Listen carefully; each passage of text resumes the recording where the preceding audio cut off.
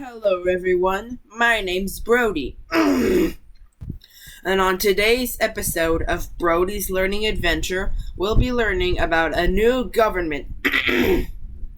Nobody wanted a new tyranny, but they needed a national government.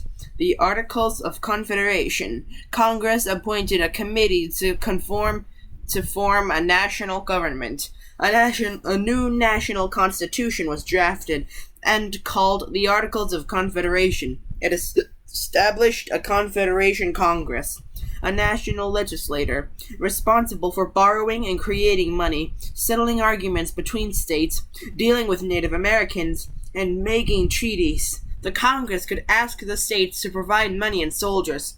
States could refuse because they maintained their sovereignty. Sovereignty is the authority or power. Furthermore, each state had one vote regardless of size or population, so they were all equal. The Continental Congress approved the Articles of Confederation on November 15, 1777, but the Articles still needed to be ratified. Ratify means to approve or confirm, or confirmed, by the states. Maryland was the last, and on March 1781, the Articles of Confederation became the constitution of a new nation, the Northwest Territory. It was important for Congress to take control of the western lands because the U.S. was in debt. It hadn't paid its soldiers yet and needed to sell land to make money. The Land Ordinance of 1785 split land into townships that could be sold off. The Northwest Ordinance of 1787 made these plots of land parts of present-day Illinois, Indiana, Michigan, Ohio, Minnesota, and Wisconsin, the Northwest Territory. Let me show you. You see, the Northwest Territory is the orange part with Indiana, Ohio, Illinois, Wisconsin, and Michigan. Oh, just in case you didn't know, a territory in this context, a subdivision of land that is not a state, but is governed by the U.S. Territories within the Northwest Territory could apply to become states once they reached a population of 60,000 people and drafted a state constitution. Slavery was banned in them, land there was cheap, and the population quickly grew. Diplomatic and economic problems. The Articles of Confederation didn't give the government much power. It couldn't levy taxes to cover the war debt or build a unified army. Levy means to impose or raise. Britain realized this. They refused to follow through on the terms of the Treaty of Paris and wouldn't allow American ships to its parts. Spain closed the lower Mississippi to U.S. shipping and trade with foreign lands. Other European countries placed high tariffs on American goods. A tariff is a charge or fee imposed by the government on imports or exports. The war had seriously damaged harvests, particularly in the South, so these states had few crops to trade. Another problem was inflation. Inflation was an economic condition characterized by high prices and a decrease in the value of money. The paper money printed by the Continental Congress during the Revolutionary War had little value because the states didn't have gold or silver to help back it up. The states lowered the value of paper currency by printing their own bills. The combination of inflation and trade deficits led to depression. Trade deficit when more goods are coming into the country than going out of it, and a depression is an economic condition characterized by low employment and little economic activity. Shays' Rebellion. To pay its war debts, the state of Massachusetts decided to raise taxes on land. Farmers tended to own a lot of land but earn little money, and those who couldn't pay were forced to give up their land or go to jail. In August of 1786, a farmer and former captain of the Continental Army named Daniel Shays began Shays' Rebellion. He and a group of farmers closed down the state courts and marched on the federal arsenal. An arsenal is a place where weapons are stored. The Massachusetts militia finally stopped him and his men. Although Massachusetts had requested federal assistance, it did not receive any because Congress didn't have the authority to help. If ordinary farmers could launch a revolt, it was clear that the national government needed more power. The Constitutional Convention. And no, not a real convention, as if you cosplay as something. In May 1787, delegates met at a constitutional convention in Philadelphia. After electing George Washington as the president of the convention, they discussed whether to amend or ditch the Articles of Confederation. Amend is to modify or change, usually by a formal procedure. Don't mix up these meetings. The Continental Congress signed the Declaration of Independence. The Confederation Congress created by the Articles of Confederation. The Constitutional Convention meant to fix the Articles of Confederation and ended up creating a whole new constitution. The Founding Fathers of the USA. The men who attended the Constitutional Convention, signed the Declaration of Independence, framed the Constitution, and or helped with the American Revolution are called the Founding Fathers of the USA.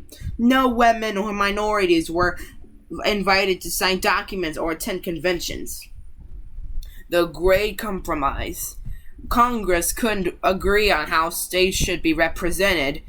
A bicameral legislature, 2 houses with votes per state based on the population, the Virginia Plan, or a unicameral legislature, 1 house with equal votes for each state, the New Jersey Plan. Bicameral means consisting of 2 chambers as a legislative body. Unicameral means consisting of a single chamber as a legislative body. The Virginia Plan appealed to a large state that would have many representatives. Smaller states, like New Jersey, wanted state size not to matter in terms of how much representation you got. Roger Sherman of Connecticut proposed the Connecticut Compromise, the Great Compromise, which created the bicameral federal legislature we know today. A Senate with 2 votes per state and a House of Representatives with representation proportional to each state's population. Virginia Plan bicameral, 2 houses with votes per state based on population, plus New Jersey Plan unicameral, 1 house with equal votes per state, equals the Connecticut Compromise Senate, 2 votes per state plus the House of Representatives representation based on state population. Recognizing slaves, or not. Southern states, which had large slave populations, preferred a system in which slaves counted for representation by size of population, but not taxation. Northern states, which had few slaves, argued that if slaves were considered property, they should count for taxation, but not representation. The delegates agreed that 3/5 of the slave population that count for both things, a clause called the 3/5 Compromise. Allowing slaves in a nation founding on the principles of liberty and equality didn't make sense to some delegates. Many northern states had already banned slavery and wanted to extend that all to the states. Southern states whose wealth depended on slaves disagreed. Georgia and South Carolina threatened to leave the Union if their right to own slaves was taken away. The delegates settled on the Slave Trade Compromise. Importing slaves could not be restricted or abolished until 1808. The Constitution. On September 17, 1787, 39 of his 42 delegates who assembled in Philadelphia signed the Constitution. However, it still needed to be ratified so it could take effect. Those who refused to sign, including George Mason of Virginia, felt that a Bill of Rights, a formal summary of citizens' freedoms, was necessary. The Constitution. The new government still operates today. It is based on the principle of federalism, balancing power between the national government and the state governments in a division of power, and balancing strong central authority with popular sovereignty. The 3 branches of federal government are the legislative branch, the Senate and House of Representatives, where laws are made, the executive branch, the president and his office where laws are applied, and the judicial branch,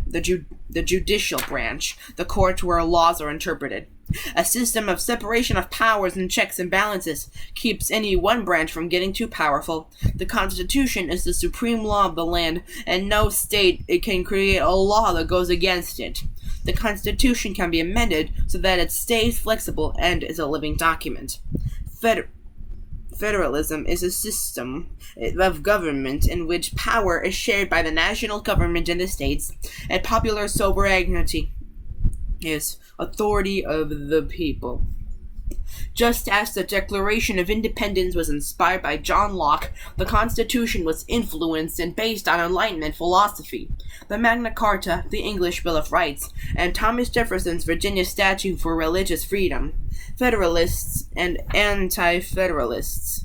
Those who were in favor of ratifying the Constitution called themselves Federalists. The Federalists promoted their views in a series of essays called the Federalist Papers, written by Alexander Hamilton, James Madison, and John Jay, who published under a pseudonym of Publius and Federalist Papers, argued that the Constitution would protect people from tyranny. The Anti-Federalists felt that the Constitution gave too much power to the federal government, that's what I meant to say. In 1788, the Anti-Federalists published a pamphlet called Observations on the New Constitution. It was written by a woman, Mary Otis Warren, the sister of James Otis, the Boston lawyer who argued for no taxation without representation. Warren became a well-respected historian, playwright, and poet. Ratification of the Constitution.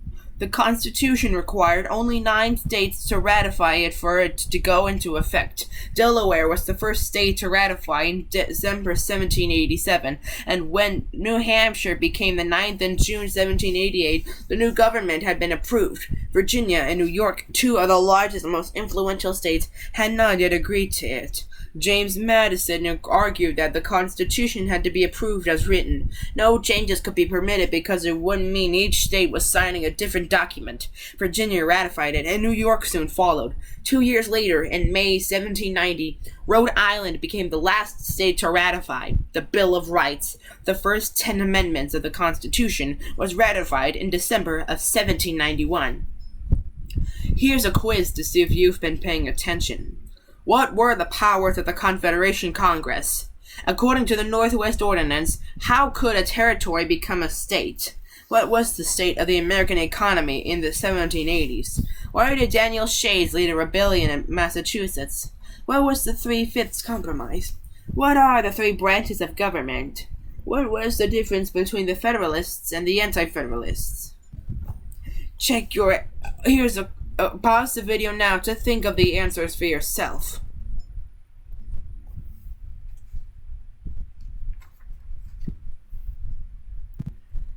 Here are the answers. Number 1. The Congress could borrow and create money, make treaties, settle disputes between states, and manage Native Americans. 2. Once it had 60,000 people and a draft of a constitution, it could apply for statehood. 3. Trade was decreasing and there was a lot of inflation. Congress could not raise revenue. 4. Because the state of Massachusetts was taking farmers' land if they could not pay their taxes. 5. A clause that stated 3/5 of a slave population would count for both taxes and representation. 6. Executive, legislative, and judicial. 7. Federalists supported ratifying the Constitution and Anti-Federalists didn't, believing the new Constitution would give too much power to the federal government. Be sure to like, comment, subscribe, and hit the notification bell so that way you won't miss any of my new episodes. This is Brody signing out.